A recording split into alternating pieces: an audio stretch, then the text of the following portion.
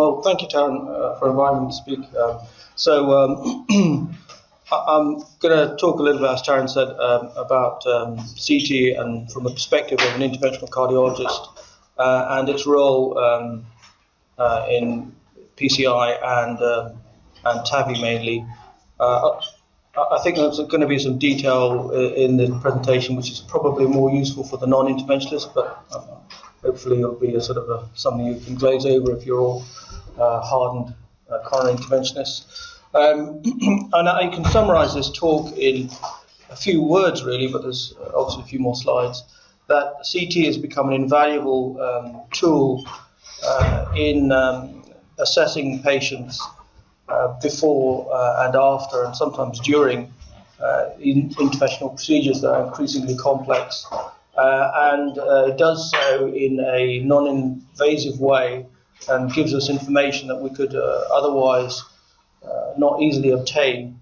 And in particular in TAVI, it helps us plan the procedure and with a reasonable degree of certainty know what challenges may face us and whether we're successfully going to be able to carry out the procedure or not.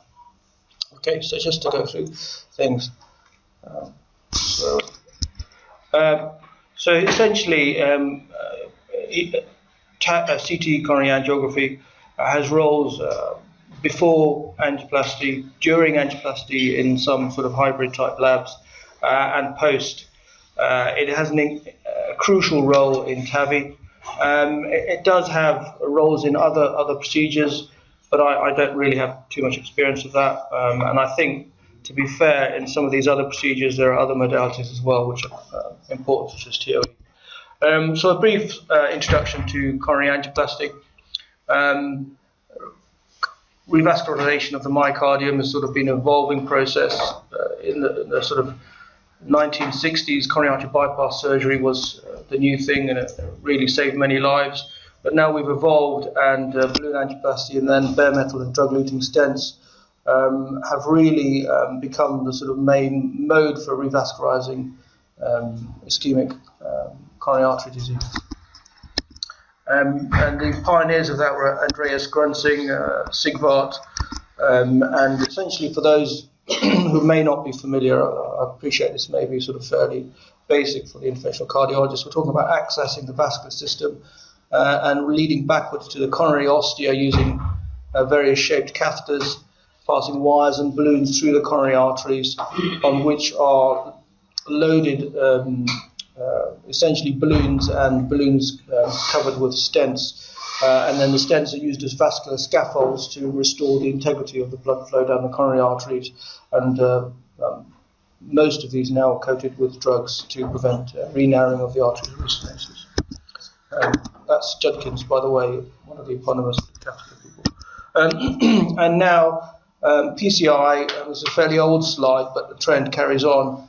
There's approximately 5 angioplasties for every bypass operation carried out, and it is really the sort of predominant way of restoring the blood flow to the myocardium when it's compromised. And this is just a slide, which is probably a bit more complicated, just saying that most of those stents now are drug-eluting. So CT has a role really right from the beginning of this process of revascularization and afterwards. One of the important things these days is really not to try and just leap in and do an angiogram and an angioplasty, but to try and risk stratify our patients and try and understand whether putting patients through a potentially complicated and risky procedure such as an intervention is justified. And one of the ways of doing that is trying to understand whether there's an anatomical lesion before you actually carry out an angiogram. And the CT scan is increasingly the way to go, particularly in relatively younger patients, to understand whether or not their coronary anatomy is likely to include stenoses that might be significant. And these also may be done in combination with functional modalities to understand whether the area of myocardium subtended by a coronary stenosis is indeed ischemic. Just stepping back to that, angiography is invasive, it carries a risk. We quote a risk of about 1 in 1,000 of a set of serious complications, including death, stroke, myocardial infarction. anyone that's carried out coronary angiography knows that there's a small degree of uncertainty, and that can sometimes, beyond our control, lead to a catastrophic complication. And if you do enough angiography, eventually you will end up dissecting somebody's left main stem who's otherwise got normal coronary arteries. And you know, you can potentially avoid that by doing a CT scan. Okay, I think the key thing with CT coronary angiography, it's got a very high negative predictive value. If you've got a CT scan and it tells you that the coronary arteries are unobstructed, there is almost, I think it's 98% chance that the coronary arteries are going to be unobstructed. There is a relatively high positive predictive value, but there are some confounding factors, principally dependent on calcium, and actually angiography is looking at the lumen, whereas in CT angiography you're looking at the whole vessel. It has increasing roles, and in some parts of the world, particularly Germany, I think, CT scans used to screen patients in de novo, elective cases, and also in some places in acute coronary syndromes.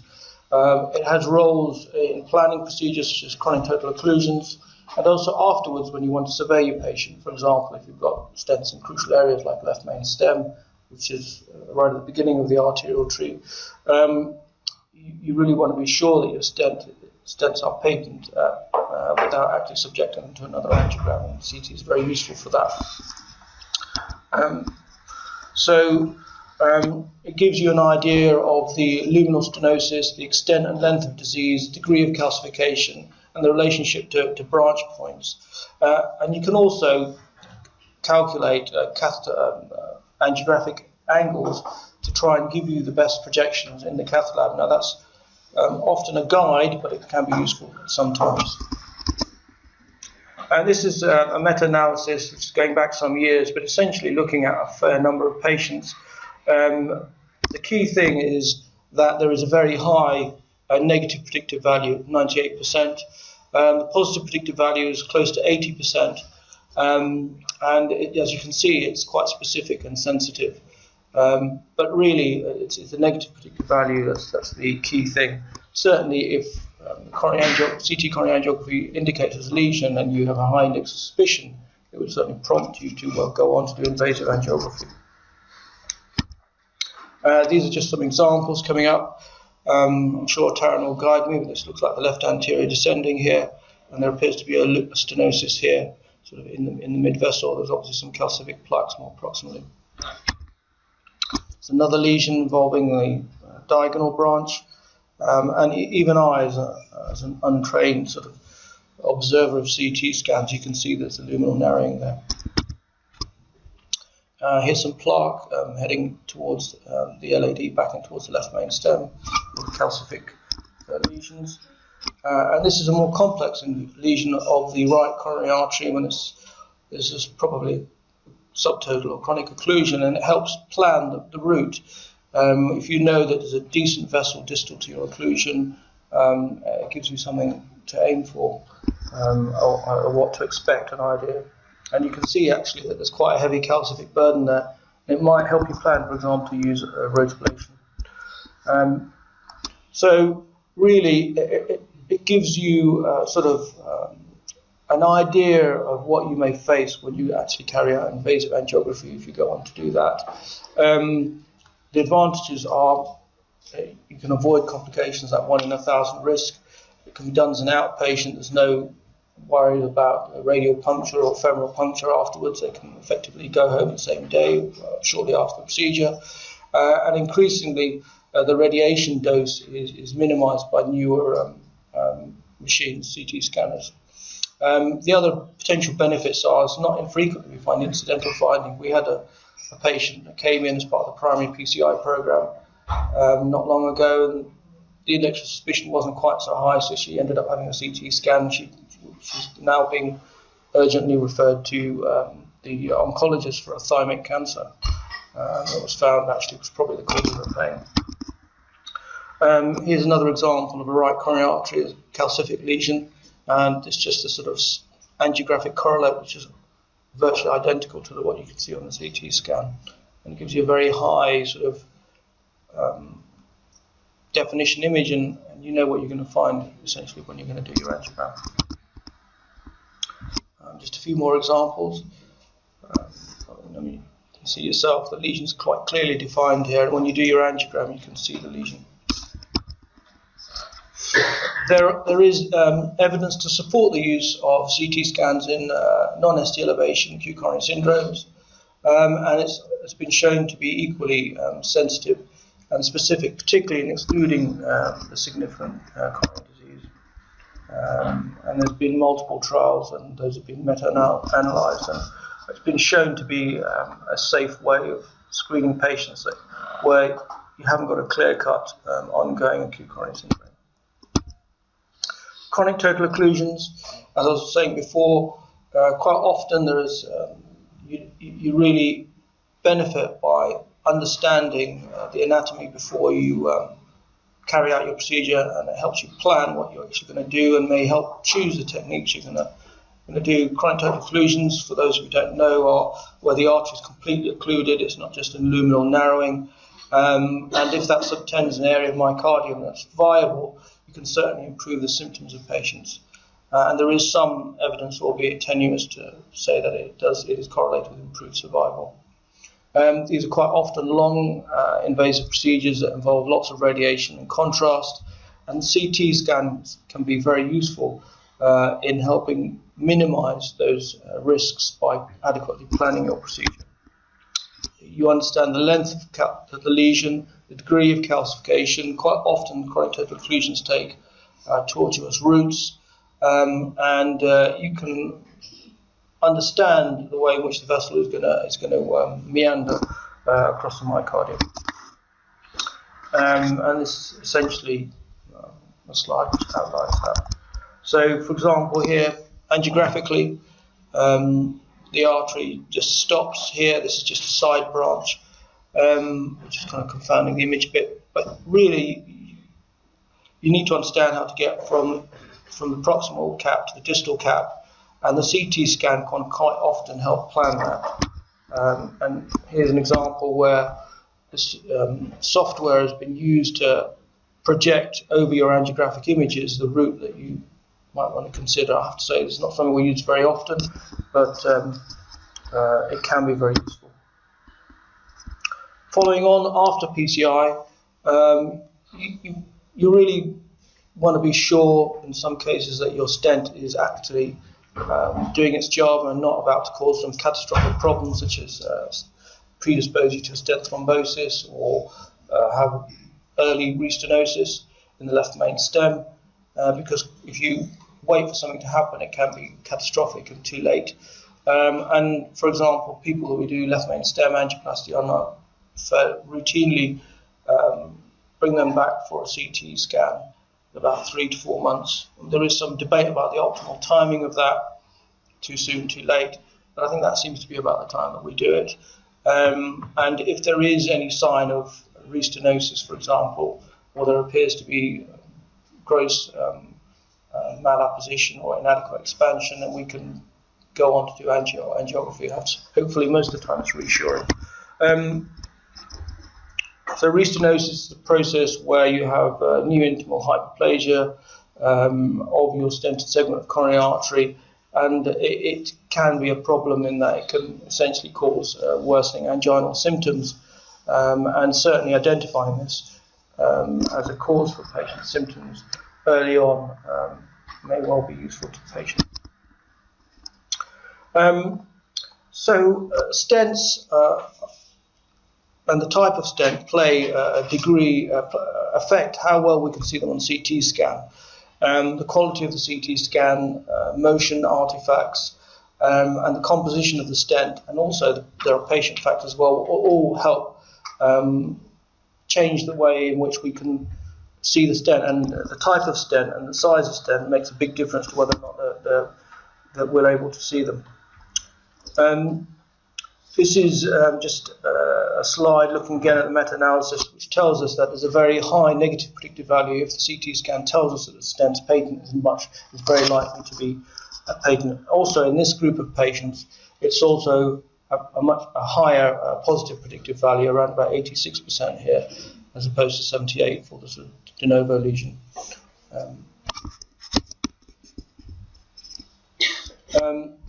Just coming back to what I was saying before, if you've got an older generation of stents, the stent struts are much thicker. They're about 140 to 150 microns in depth, and this increases the artifact and reduces the sensitivity of the procedure. Also, if you've got much smaller stents, less than 3 millimeters, that makes it much more difficult to visualize clearly. And what we're talking about is being able to visualize the lumen in between the stent struts. As the stent struts are thicker, there's a greater degree of artifact that interferes with the ability to visualize them. Just as a background to other people, increasingly these stents are made from cobalt chromium alloy. Previously they were mainly steel, and they're covered on the abdominal surface, i.e. the surface that touches the vessel, with a polymer that elutes a drug to prevent restenosis, and these sort of cartoons from the companies, and there are various designs which are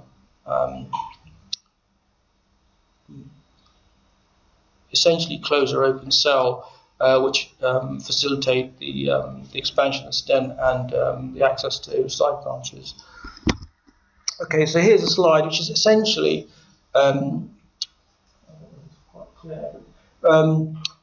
tells us that the thickness of the stent struts is essentially decreasing.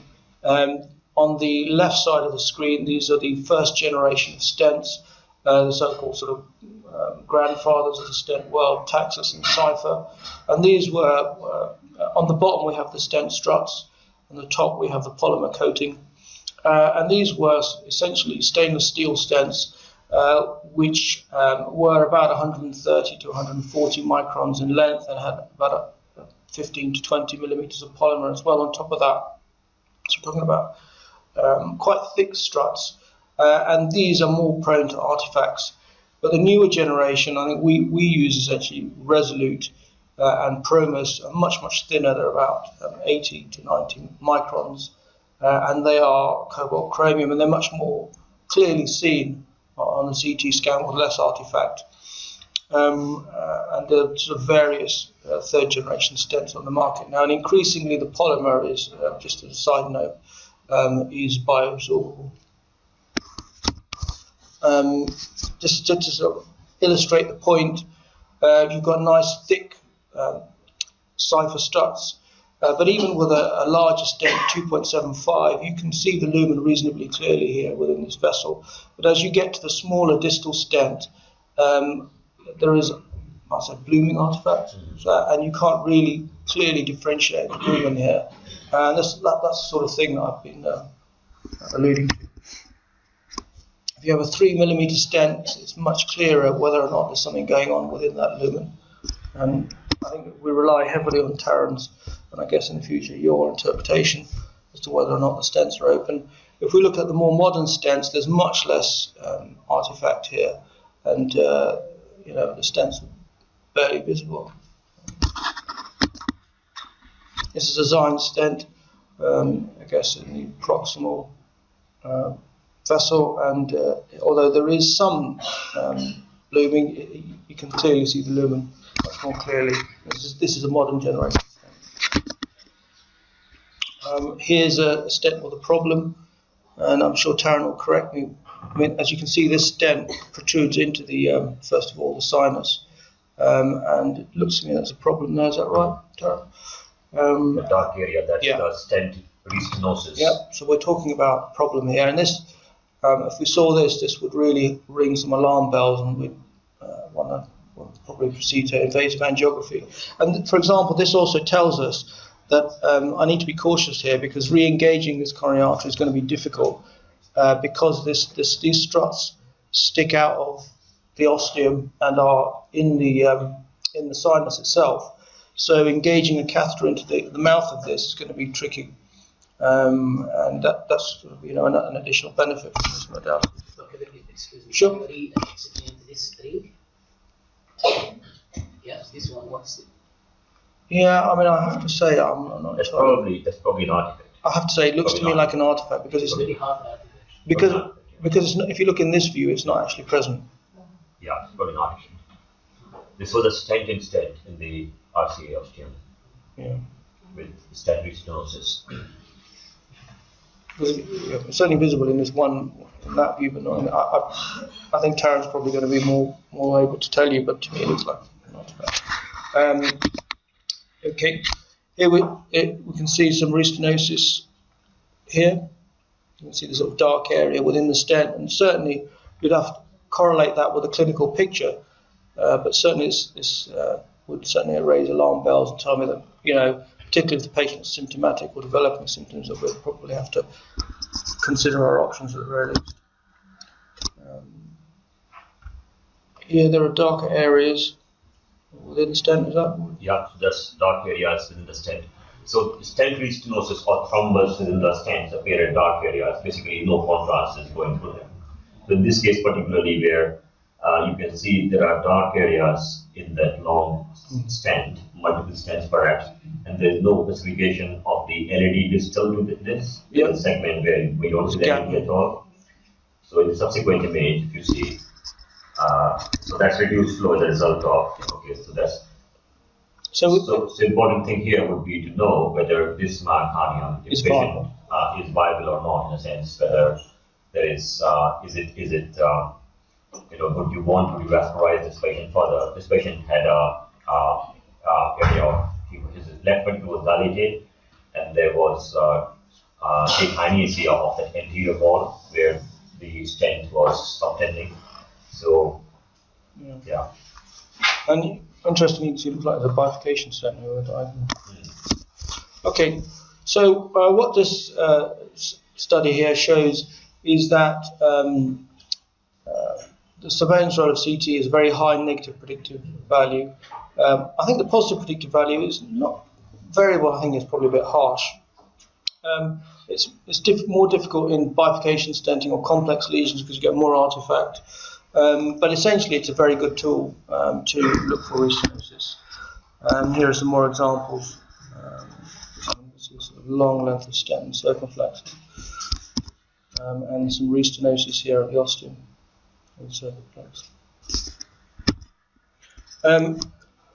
The other thing that's clear is that if you've got small vessels, it's not quite so accurate, but nonetheless it can be a useful tool. And I think the newer stents certainly make the smaller vessels more visible, particularly with a higher.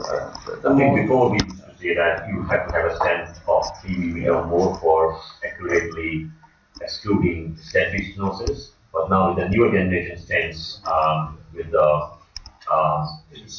formats and resolution of the new ones, thin straps, it's much more visible. You can actually go down to 2 mm and still check the patency of the stent. It's much better now. And I think the key thing is if you've got if it's the negative predictive value is very high and reproducible in multiple studies. Okay, grafts tend to have bigger stents, bypass grafts, so these are sort of either arterial or venous conduits to bypass the narrowing and coronary arteries, and quite more often than not, the stents within these are much larger, and therefore they're more amenable to this modality, and therefore it's a very, very good way of checking whether your grafts, stents, are patent, and it's worthwhile saying that stents within saphenous vein grafts are prone to re-narrowing, so there's a high index of suspicion. And this is a study which essentially confirms that there's a high positive and negative predictive value in graft stent being analysed by CTCA. And here's just an example. If you look at a graft itself, this is without stent, you can see that there's a narrowing here, and the angiography really mirrors the view that we can see here on CT. Here's some more examples of visualizing the grafts. I think it's worthwhile saying that the clips do cause a bit of blooming and confound things. There's a suspicion of, you can call this high resolution images. I would say that it looks suspicious of a problem within that stent. There's clearly something going on there, restenosis or thrombus, depending on the acute scenario, the clinical scenario. and it looks like there might even be a fracture there, so a sort of kink. There's a discontinuity in the stent on CT, so that you wonder whether there is lack of contrast, so there is possible stent restenosis.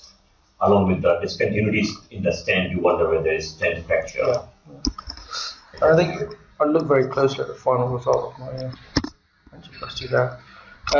Here you can see the stent towards the distal end of the stent doesn't look, you can't really visualize the lumen very clearly, and you wonder really about expansion of that stent and whether that's going to predispose you to a problem in the future, if not at that time already. Things that cause confound things: motion artifacts, if your patient's moving, if your patient's large, older generation stents with thick struts. Calcification can confound things, and as we were saying before, the size of the stent. Beam hardening, I think I'll leave that to Taryn. It's a technical term that you probably understand more about than me. And if you've got motion artifact, you get this sort of blurred image and you're not really sure what's going on. Calcium can also confound things. Here's an example. This example is basically sometimes you just get a slightly lower density of contrast in the stent, and you wonder, is this truly stent stenosis or just an artifact? And it can be difficult in these cases to determine the stent is patent or not. And I think you'd really have to really marry that with the clinical picture. And if you're worried, maybe carry out a functional test. If you had a high index of suspicion, then you'd probably proceed to invasive angiography. Right. So essentially, it's an excellent modality to use in conjunction with invasive strategies. It's got a very high negative predictive value, and it's got multiple applications for coronary angioplasty, both de novo lesions, acute coronary syndromes, and in planning complex angioplasty. And once you've done your procedure for surveying your patient afterwards, it's also an excellent tool. TAVI, I think it's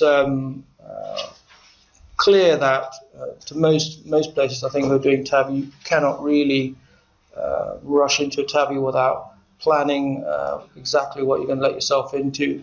And you're talking about a population of patients that are quite elderly and frail and quite often have peripheral access issues.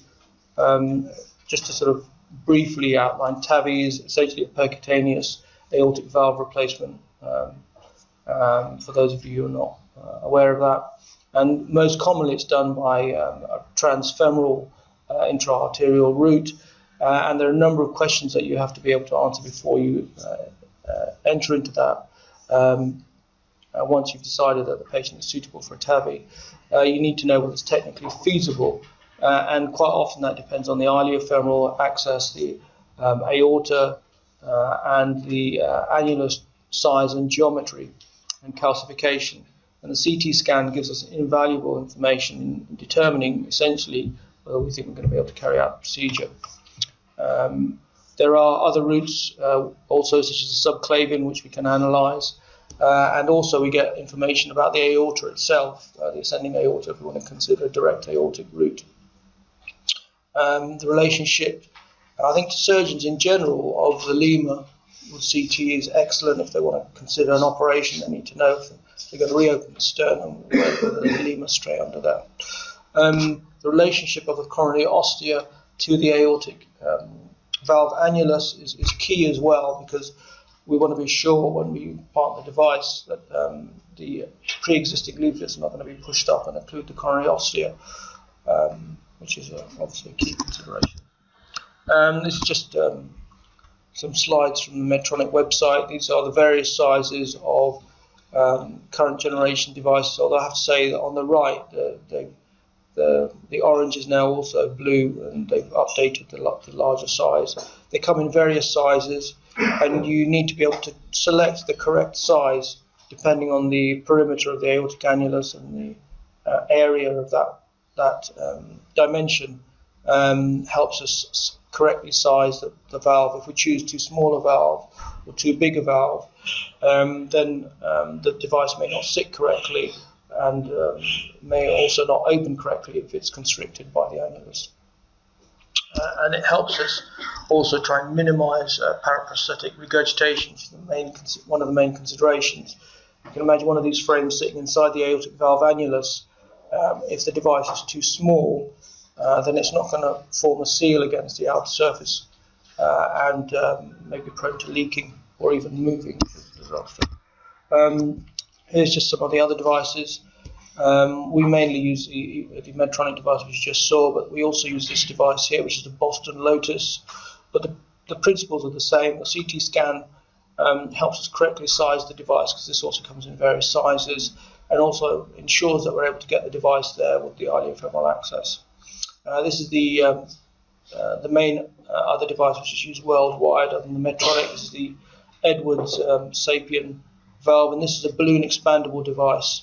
And all the same considerations apply to this equally.